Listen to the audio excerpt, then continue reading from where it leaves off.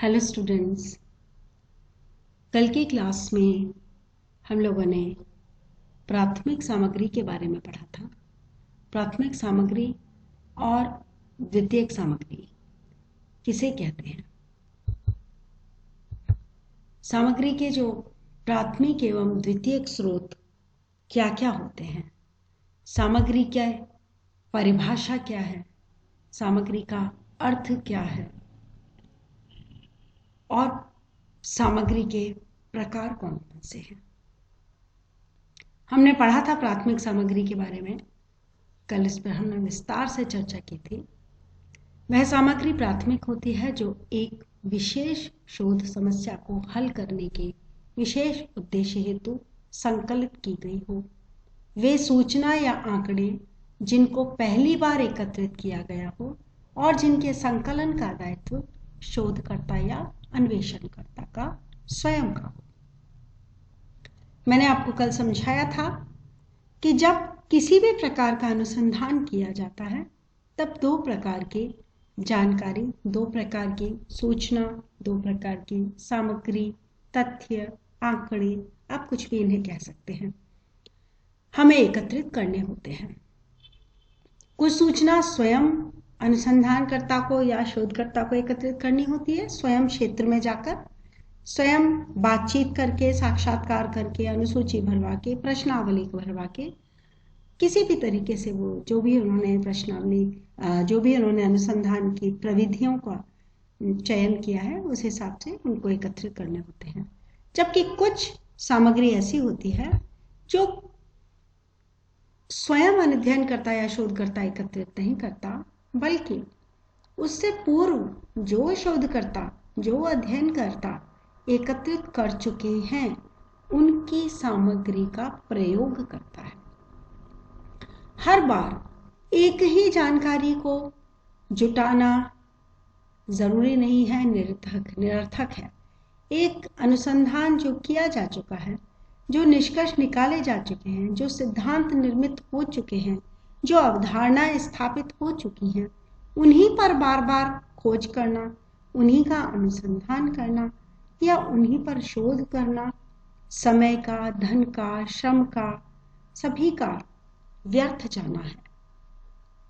तो अनुसंधानकर्ता पूर्व में जो भी अध्ययन किए गए हैं उनके आधार पे नए अध्ययन करता है और उनकी पूर्व में जो संकलित सूचना है या सामग्री है जिसका संकलन किसी और अनुसंधानकर्ता ने अपने विशेष उद्देश्य से किया होगा, उसका प्रयोग कर लेता है।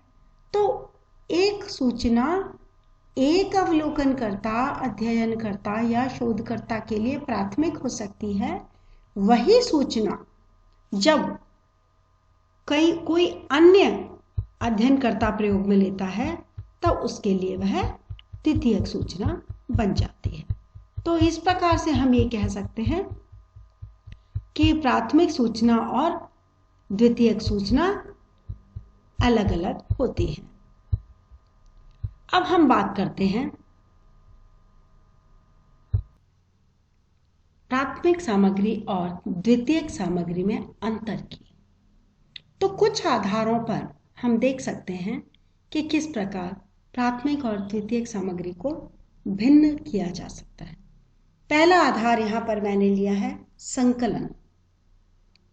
जैसा कि मैंने अभी आपको बताया था कि प्राथमिक सामग्री का संकलन अनुसंधानकर्ता स्वयं या अपने संरक्षण में, अपने मार्गदर्शन में संकलन किसी दूसरे से, सहायक से करवाता है।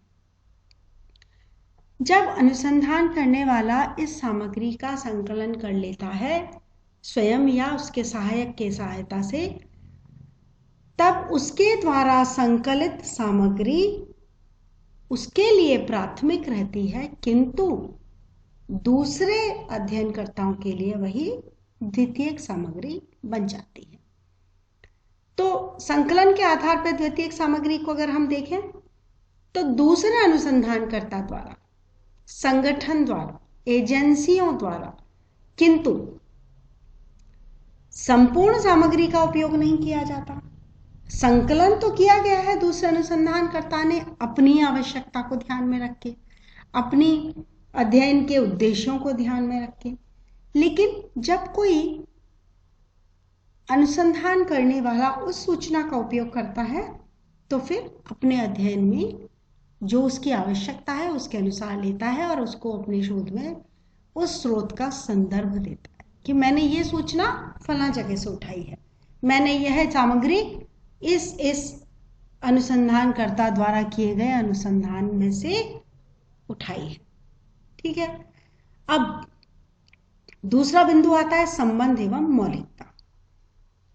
अध्ययन की आवश्यकता जो भी है वो सामग्री अध्ययन की आवश्यकता के अनुसार पूरी तरह से संबंधित और पूरी तरह से मौलिक होती है, क्योंकि वह स्वयं अपनी आवश्यकता के अनुसार अध्ययन की सामग्री को जुटाता है, एकत्रित करता है, ढूंढता है, उसकी आवश्यकता पूरी हो जाती है तो उसको छोड़ देता है।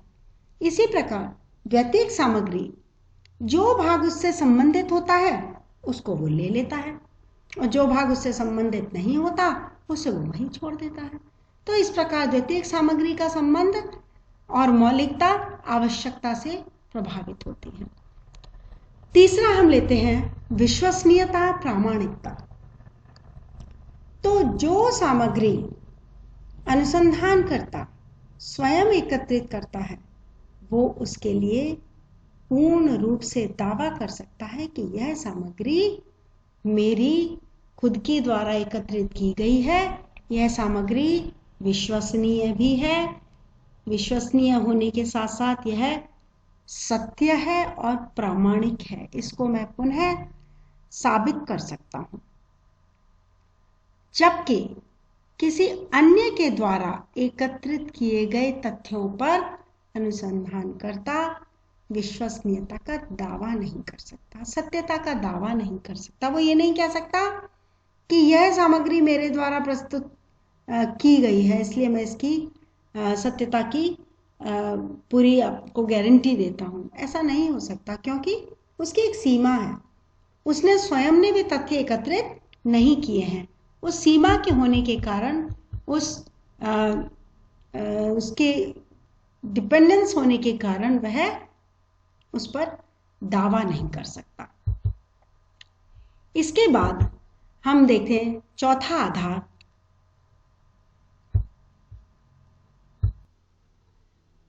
अब हम चौथा बिंदु लेते हैं नवीनता। क्योंकि जानकारी आवश्यकता के अनुसार अनुसंधानकर्ता द्वारा अनुसंधान के समय पर ली जाती है तो नवीन होती है, निश्चित रूप से वह नवीन होती है, समय सापेक्ष होती है।